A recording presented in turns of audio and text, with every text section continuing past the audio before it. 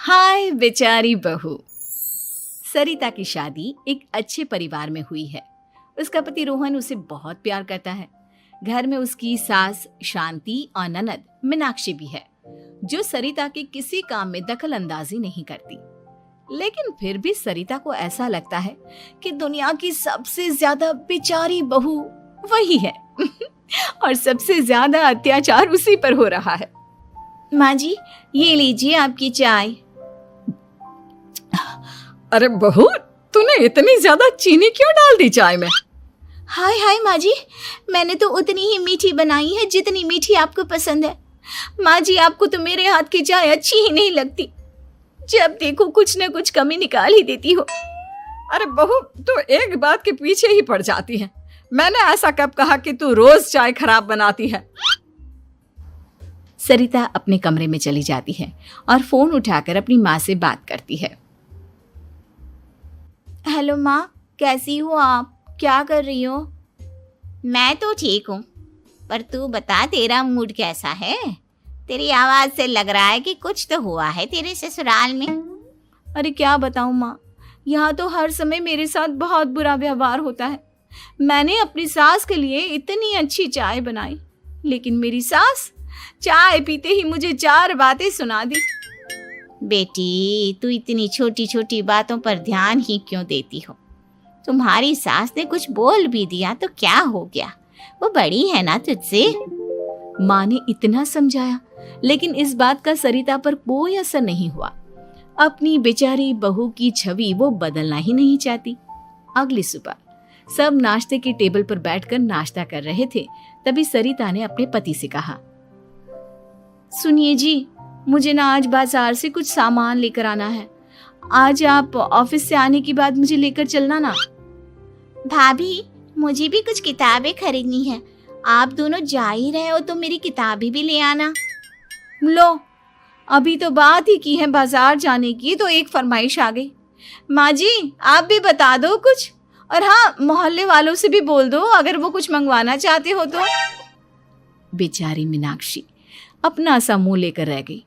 ये सब देखकर रोहन से चुप नहीं रह गया और वो गुस्से में बोला, सरिता, क्या हो गया है तुम्हें? मीनाक्षी ने तो सिर्फ किताबों के लिए बोला है। तुम्हें मीनाक्षी से इस तरह से बात नहीं करनी चाहिए। माफी मांगो उससे अभी। क्या? मैं माफी मांगू? दिन भर आपके घर के काम करूं मैं, आपकी और आपके घर वालों की बातें सुनूं मैं, और अब माफी भी मैं मांगू? ऐसा कभी नहीं हो सकता। ये बोलकर सरिता वहां से चली जाती है। एक दिन उनकी पड़ोसन घर आती है।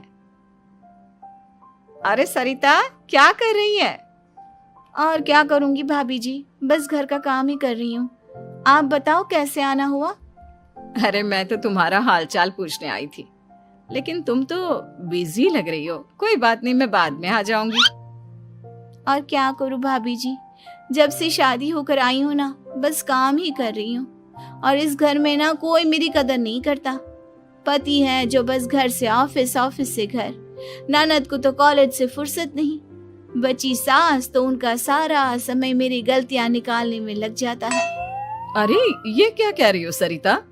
तुम्हारी सास तो पूरे मोहल्ले में तुम्हारी तारीफ करती फिरती है कि तुम बहुत अच्छी हो, पूरा घर तुम्ही ने संभाल रखा है। हाँ तो क्या हुआ? इसमें गलत क्या कहती है? सच्ची तो कहती है। मेरी मर्जी के बिना इस घर का पत्ता भी नहीं हिलता। शाम को जब रोहन घर आया तो उसने सबसे कहा, कल हम सबको मौसी जी के घर जाना है। उनकी बेटी की शादी है। सब अपनी अपनी पैकिंग कर लो, सुबह होते ही निकल जाएंगे। और सरिता, तुम कान खोलकर सुन लो, वहां जाकर किसी की बुराई भलाई शुरू मत कर देना, नहीं तो मुझसे बुरा कोई नहीं होगा। हाय हाय जी, आप तो ऐसे कह रहे हो जैसे मैं सुबह शाम सबकी बुराई करती फिरती हूँ। आज तक कोई कह नहीं सकता कि मैंने किसी की पीठ पीछे किसी के बारे में कोई बुरी बात बोली हो तो। अरे बस बहू, बात को और ज्यादा आगे मत बढ़ा। हमें सब पता है तो हमारे साथ क्या व्यवहार करती है। ये बात घर तक रखना। शादी में किसी को कुछ मत बोलना, नहीं तो सब कहेंगे कि शांति की बहू कितना बोलती है। हाँ हाँ, सब कुछ तो मैं ही बोलती हूँ ना।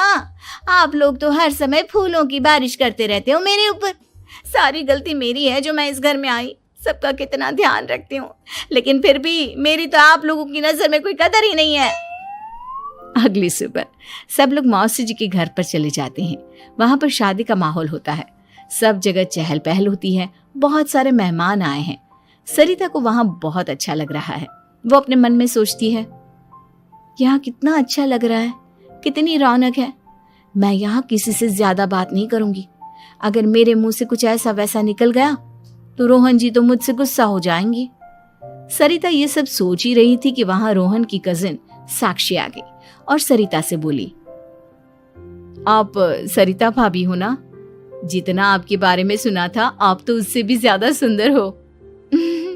हाँ वो तो है, मेरी सुंदरता की तारीफ सब करते हैं। मेरे मायके में तो सब यही बोलते हैं कि रोहन जी की किस्मत बहुत अच्छी है जिन्हें मैं मिली। लेकिन आप कौन है? मैंने आपको पहचाना नहीं। मैं रोहन भैया की कजिन हूँ। आपकी शादी पर नहीं आ पाई थी ना, इसलिए आप मुझसे मिली नहीं कभी। शांति मौसी और मीनाक्षी आपकी बहुत तारीफ करते हैं। क्या कहा तुमने? मेरी तारीफ? कभी नहीं।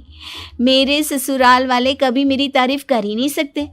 मैं इतनी अच्छी हूँ, मेहनती हूँ, लेकिन उन्हें तो मेरी कदर ही नहीं।